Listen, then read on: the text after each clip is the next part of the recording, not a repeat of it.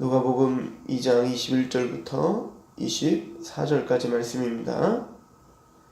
함께 봉독합니다. 시작. 할례할 8일이 되매 그 이름을 예수라 하니 곧 잉태하기 전에 천사가 일컬은 바라라.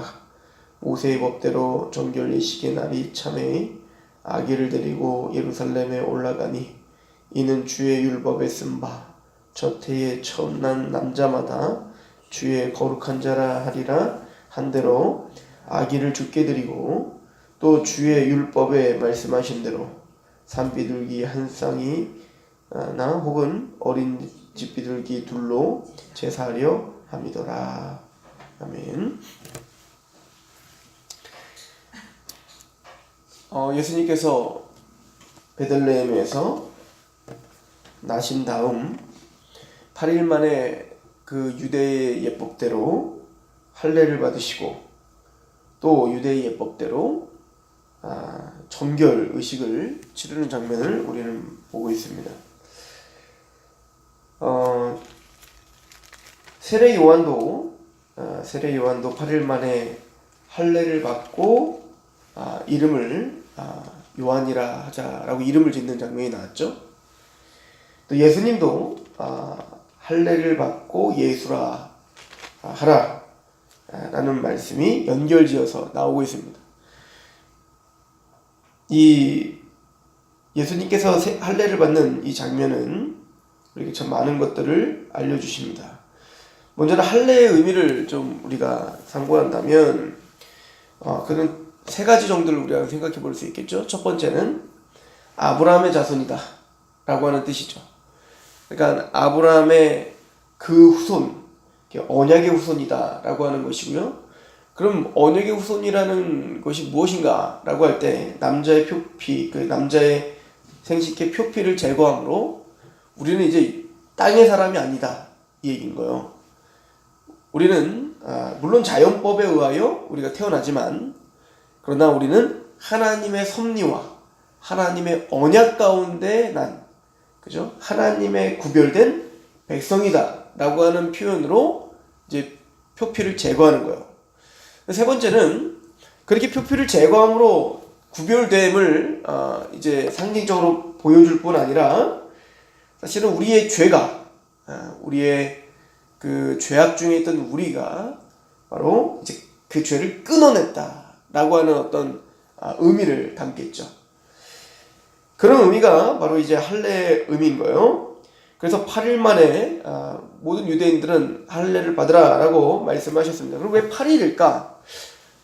창조과학회에서는 이것을 아마 아이들이 그 피가 응고가 될 수 있는 그 물질이 대량으로 나오는 때가 이 아이가 태어나고 8일째 될 때 그렇다고 하더라고요. 과학적으로. 그래서 그 당시에 이런 것들을 잘 몰랐겠죠. 그럼에도 하나님은 그런 것들을 감안하셔서 8일째에 할례를 받게 하셨다라고 이제 강조를 합니다. 그래서 그 하나님의 놀라우신 우리는 미처 알지 못했지만 하나님은 과학적으로나 의학적으로나 하나님은 뛰어나신 이런 걸 찬양하는 것도 제가 듣기는 했습니다만 사실은 이제 신학적인 의미가 더 크겠죠.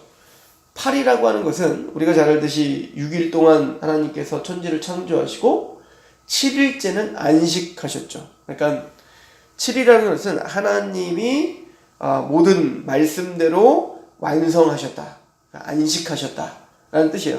그럼 8은 뭐냐면 새로운 시작이에요. 그래서 이제 8은 새 창조를 의미하기도 하고 또 이제 그 완성하신 하나님의 그 섭리 가운데 이제 하나님의 뜻 가운데 새롭게 시작하는 의미가 바로 8이죠. 그래서 8일째 할례를 받는 것은 바로 하나님 앞에 이제는 구별된 하나님의 백성들이 되어 이제 새로운 하나님의 백성으로서 새로운 출발이고 새로운 시작입니다 라고 하는 고백입니다. 자, 그런 것처럼 23절에 보면 이는 주의 율법에 쓴 바 첫 해에 처음 난 남자마다 주의 거룩한 자라 하리라. 그래서 그 초실절 또 그런 의미죠. 이제 가장 처음 그 한 해에 가장 처음 맞은 수확한 것을 첫 열매를 하나님께 드리는 거. 그러니까 새로운 하나님이 행하셨던 그 일들, 그런데 이 새로운 일들과 또 하나님의 이런 새로운 하나님의 놀라우신 역사는 다 하나님의 은덕이고 하나님의 은총이고 하나님의 은혜입니다를 고백하는 것이 바로 초실절날 이제 첫 추수를 하나님께 드리는 거. 또 남자들마다 첫 태생, 처음으로 하나님이 주신 그 아들을 하나님께 정결법 이식을 통해서 하나님께 드리는 예식을 함으로, 그러니까 사실은 첫 태생이라는 것은 모든 자녀들을 대표하는 거예요. 그렇죠? 대표하는 거죠. 그러니까 성경은 이런 이미지들을 계속 가르쳐 줍니다.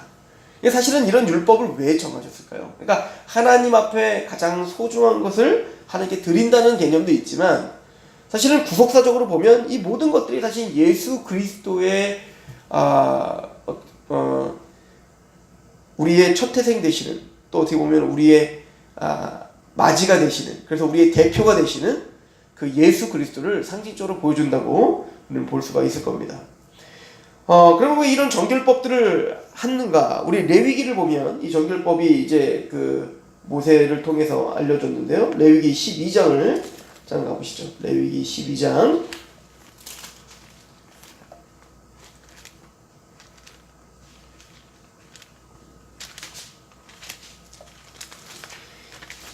레위기 12장 우리 2절부터 6절까지 말씀입니다. 레위기 12장 2절부터 6절.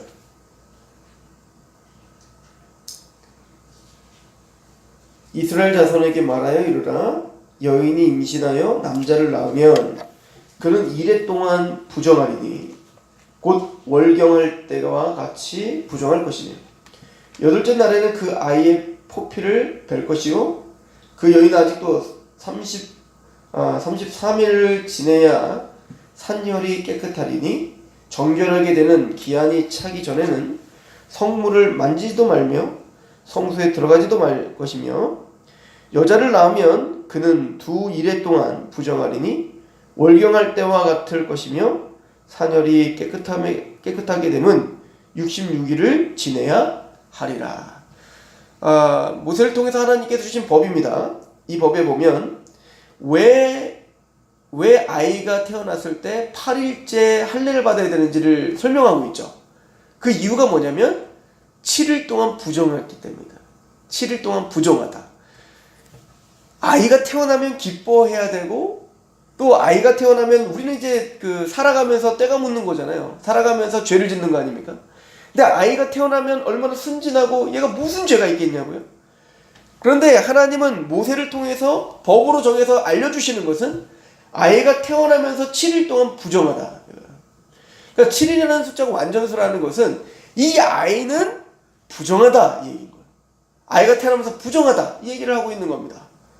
그래서 7일째가 끝나고 8일째 할례라는 이유 뭐예요? 정결의식인 겁니다.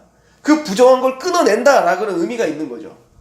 그러니까 사실은 원죄에 대한 개념이 지금 여기에 담겨 있는 거예요. 그러니까 아담이 타락한 이후에 우리 모든 인류는 태어나면서부터 부정하다 이걸 보여주고 있는 겁니다. 태어나면서부터 우리는 죄인이다 이걸 보여주는 것이 바로 8일째 할례를 받는 의미인 거죠. 자, 그런데 또 중요한 것은 8일째 할례를 받아 부정하다라고 하는 것을 이야기할 뿐 아니라 이 난 어머니는 그 뒤로도 30일을 부정해요. 여기 보면 3절에 보면 여덟째 날에 그 아이의 포피를 뵐 것이고 그 여인은 아직도 33일을 지내야 산열이 깨끗하리라. 그러니까 33일 동안 부정한 거예요. 근데 또 딸을 낳으면 배가 더 부정해요. 5절에 보면 여자를 낳으면 그 둘의 1회 동안 부정하리니 월경할 때와 같을 것이며 산열이 깨끗하게 되면 66일을 지내야 돼요. 그러니까 아들은 33일, 딸을 낳으면 66일. 이게 무슨 차별대우냐고요. 근데 사실은 이것은 신학적 의미가 있고요. 하나님이 유대인들에게 또 우리에게 굉장히 중차대한 일을 계속 끊임없이 기억하게 하시기 위함입니다. 뭘 기억하는 거죠? 하와가 유혹을 받아 선악과를 따먹게 된 거란 말입니다. 그 죄의 시작점이 어디에 있죠? 하와에게 있는 거예요. 그러니까 이건 여자를 폄훼한다거나 그런 의미가 아니라 그 죄의 근원이 무엇인지를 설명해주고 있고 끊임없이 무엇을 유대인들에게 계속 상고하게 하고 싶은 거예요. 창세기 3장의 그 사건, 하나님을 배반하고 하나님을 떠나 살았던 그 시작점이 바로 하와, 여자를 통해서 시작되었고, 그 죄로 말미암아 여자에게 주어졌던 저주 중에 하나가 뭐냐면 이 잉태의 고통입니다. 해산의 고통이었다고요. 그러니까 이 해산의, 우리는 생명을 이어가면서 대대로 생명을 이어가는 그 과정이 아픔으로 시작하게 했다고요. 하나님 일부러. 왜 그러냐면 어찌 보면은 오늘날의 의학이 발달해서 이제 아이를 낳는 것이 그렇게 생명을 바치는 것, 물론 요즘에도 이제 굉장히 고통스럽지만 이제 많이 이제 그런 것들을 다 보호를 하지만, 예전에는 아이를 낳는다는 건 정말 죽을 수도 있는 일이었지 않습니까? 그러니까 이 생명을 바치면서 자신의 생명을 담보로 아이를, 새 생명을 태어나게 하며 그 고통을 통과하면서 하나님 앞에 우리 인간들이 지었던 죄가 얼마나 고통스러운 일이며 또 이 죄의 열매가 얼마나 심각한 것인지를 하나님은 우리 인류의 모든 생명을 낳는 과정을 통하여 하나님 계속 기억하게 하셨다고요. 근데 그걸 기억하는 사람이 누가 있냐고요, 세상에. 다 무슨 우화처럼 설화처럼 이야기를 하지, 그걸 정말 심각하게 받아들여. 맞습니다. 우리가 이렇게 고통스러운 것은, 새 생명이 태어난다는 것은 이런 해산의 고통이 없다면 우리는 새로운 생명을 얻을 수 없습니다라고 하는 걸 누가 깨닫냐고요. 그러나 이스라엘은 그걸 계속 기억해야 되는 것입니다. 그래서 우리가 얼마나 부정한 중에 있었는지, 우리가 얼마나 죄악 중에 출생한 것인지, 그 죄 때문에 우리가 얼마나 고통과 고난 가운데 새 생명을 얻어낼 수 있는지, 이것을 기억해야 되는 거예요. 그래서 이런 기억하는 것들을 율법에 새겨 이렇게 기념하게 하고 또 기억하게 했던 것이죠. 자, 그러면 그래서 이제 이거를 시편 51편에 다윗이 정말 잘 고백했죠. 밧세바와 간음을 저지르고 우리아를 쳐 죽인 다음에 이제 살인과 간음을 저지른 후에 자신은 참 괜찮은 사람인 줄 알았을 거 아닙니까? 그런데 그렇게 죄를 짓고도 그게 죄인지도 깨닫지 못하는 다윗에게 나단이 찾아와서 나단이 책망을 합니다. 그때서야 자기가 얼마나 파렴치한 죄인인지를 깨닫게 되는 거죠. 그건 그가 깨달은 게 있는 게 뭐냐면, 내가 실수하여 이렇게 죄를 범한 게 아니라 나는 아예 죄덩어리구나 라고 하는 것을 고백합니다. 이게 시편 51편이에요. 그래서 뭐라고 하냐면, 하나님 내가 죄악 중에 출생하였으며 죄 중에 내가 잉태하였나이다, 이렇게 표현하죠. 그래서 나는 어머니 뱃속에 있을 때부터 이미 죄악 가운데 부정한 자로 태어나 이런 부정한 짓을 할 수밖에 없는 죄악 덩어리입니다. 이것을 다윗이 고백을 한다고요. 바로 그런 거가 다 연관이 되어 있는 거죠. 맞습니다. 우리 인간은, 그래서 우리는 예수님이 필요한 거예요. 그 해산의 고통을 통하여 새 생명이 태어나는 그 과정을 통해서, 그래서 이 아이가 한 명이 태어났어요. 그럼 그 아이를 왜 하나님께 바치는 의식을 하는 거죠? 이 아이는 태어난 것은, 사실은 우리는 대가 끊기는 게 맞는 거예요. 아담과 하와가 죄를 범해서 그냥 그대로 죽어야 되는 겁니다. 새 생명이 태어날 이유가 없는 거예요. 그런데 하나님의 인내하심과 자비와 은혜로 지금 역사가 흘러가고 있는 겁니다. 그냥 우리가 자녀를 낳는 것도 너무 기쁜 일이에요. 그런데 먼저 하나님께 감사해야 될 일이고 또 하나님께 먼저 예배해야 될 일인 겁니다. 왜? 사실은 우리는 모두 죄인이기 때문에 다 끊어져야 될 사람들입니다. 그런데 이런 고통과 해산의 고통을 통하여 이 아이가 태어나게 되신 하나님의 은혜, 우리에게 또한, 하나님이 우리에게 또한 기회를 주시고 또 하나님이 우리에게 소망을 주신다는 것을 기억해야 되는 거예요. 또 우리가 이제 유대적 사고를 또 생각해 본다면, 여러분들, 하나님이 아담과 하와가 죄를 범하자마자 저주를 했습니다. 해산의 고통과 또 남자는 일을 해야 되는, 땀을 내야 되는 고통과 이 땅은 저주를 받아서 가시덤불이 나게 하고 뭐 이런 저주를 내렸죠. 그러나 하나님은 그런 곳에서, 그런 고통과 그런 해산의 고통 속에서 하나님이 약속한 게 뭐냐면, 여자에게 후손이 있을 것이다. 그 여자의 후손이 그 모든 죄와 사단의 권세를 부셔버리고 우리를 구원하실 거라는 거죠. 이게 구약 전체에 흘러가는 그 복음의 어떤 그 광맥이란 말이에요. 그래서 한번 생각해 봅시다. 그 뒤로 우리는 이제 그런 것들을 까마득하게 잊고 살고 있지만 하와 같은 경우에는 정말로 해산의 고통을 통하여 아이를 낳을 때마다 무엇을 생각할까요? 여자의 후손에게서 날 그 씨, 그 한 남자, 한 메시아를 끊임없이 기다려야 될 거 아니겠습니까? 그러니까 그 고통을 통하여 아이를 낳으면서 이 아이가 바로 우리를 구원할 메시아인가? 라고 소망을 둘 수밖에 없는 거예요.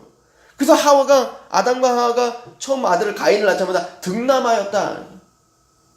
그죠? 그 남자, 그 하나님의 그 사람을 나에게 줬다라는 개념인 거예요.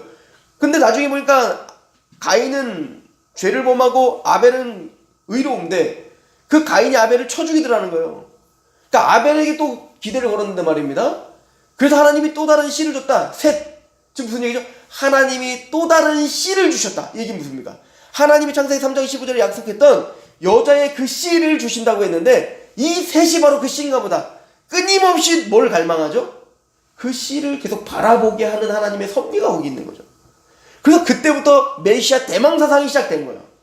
그리고 그것을 민족적으로 유대인들 전체를 통하여 이런 율법들을 통해 이런 종교의식들을 할례와 이런 종교의식들을 통하여 끊임없이 뭘 바라보게 하는 겁니까?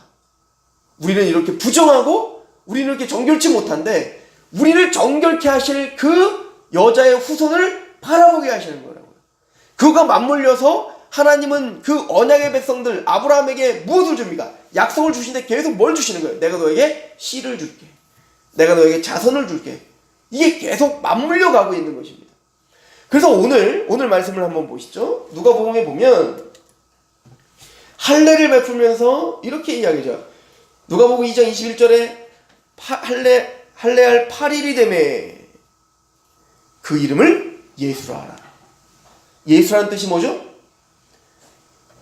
구원자라는 뜻입니다. 드디어 그 구원자가 왔다는 겁니다. 이게 이 아이가 바로 그 씨라는 겁니다.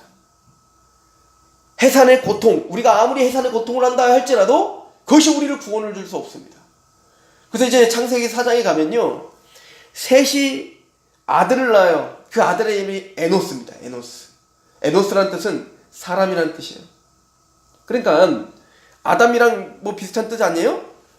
그러니까 이 에노스를 낳고 그때서야 비로소 여호와의 이름을 불렀더라. 이렇게 표현하고 있습니다. 최초의 여호와 이름을 부르는 거예요. 그리고 그 뒤에 아브라함이 가는 곳마다 여호와 이름을 부르죠. 무슨 의미입니까? 그러니까 아담과 하와부터 시작하여 끊임없이 자식을 낳으면서 이게 정말 내 메시아인가? 이게 정말 메시아인가? 그러니까 그 메시아도 뭐예요? 내가 만들어낼 수 있는 거예요. 내가 만들어낼 수 있다고 착각했던 겁니다. 근데 셋은 마지막 그 아들을 낳으면서 에노스를 낳으면서 하나님이 아니다. 우리는 그렇게 할 수 없다 하는 거예요. 그때서야 하나님의 이름을 부르는 겁니다. 하나님의 은혜가 아니라면, 하나님이 행하시지 않는다면 우리는 구원이 없구나 하는 거예요. 그런데 그 여자의 후손인 그 예수가 태어난 거예요. 그래서 이거를 극적으로 누구도 따라할 수 없게, 우린 다 여자의 후손들이잖아요. 그러나 그냥 보편적인 자연법에 태어나는 여자의 후손이 아니라 그 여자의 후손을 우리에게 상징적으로 보여주고 설명하기 위하여 이사야서에 예언을 한 거예요. 여자의 후손인데 그냥 여자가 아니에요. 처녀가 잉타하여 아들을 낳을 것이 그 이름을 임마누엘이라 할 것이라. 그리고 진짜 처녀가 잉타하여 아들을 낳은 거예요. 이거를 이제 갈라디아 4장 4절에 보면 바울이 때가 참에 예수께서 여자에게서 나게 하시고 라고 그 창세기 3장 15절의 예언이 이렇게 성취되었음을 이야기하는 겁니다. 그리고는 8일 만에 할례를 받으며 그 이름을 예수라 하라. 이분이 바로 구원자다. 그 해산의 고통 속에서 죄악 중에 출생한 우리를 건질 구원자다라고 하는 거예요. 근데 예수님이 왜 할례를 받으셔야 되냐고요. 우리는 죄악 중에 출생했다는 것을 고백하기 위하여, 그래서 하나님이 이 죄를 끊어버리셔야 우리가 구원받을 수 있다는 것을 고백하기 위하여, 또 하나님의 언약으로 구별됐다는 것을 이야기하기 위하여 할례를 받는 건데, 왜 예수님 할례를 받으시냐? 예수님 죄가 없으시잖아요. 첫 번째는 예수님은 바로 그 아브라함의 자손임을 선포하기 위함인 겁니다. 그렇게 기다렸던 그 아브라함의 자손, 그 씨, 여자의 후손이 바로 육적으로 그 아브라함의 혈통, 다윗의 혈통으로 태어나신 분임을 성취해야 되기 때문에 할례를 받으신 겁니다. 유대인으로서 말입니다. 그러나 더 큰 의미가 있죠. 예수님 그럼에도 불구하고 죄악 중에 출생하시지 않았습니다. 예수님 죄가 없으십니다. 우리가 잘 생각해야 되는 건 예수님은 우리의 모습으로 똑같은 모습으로 오셨지만 우리와는 조금 달라요. 뭐가 다르냐면 타락하기 전 아담의 모습으로 오신 겁니다. 그러니까 예수님, 우리는 죄악 중에 출생하지만 예수님은 아담의 후예로 오신 게 아니에요.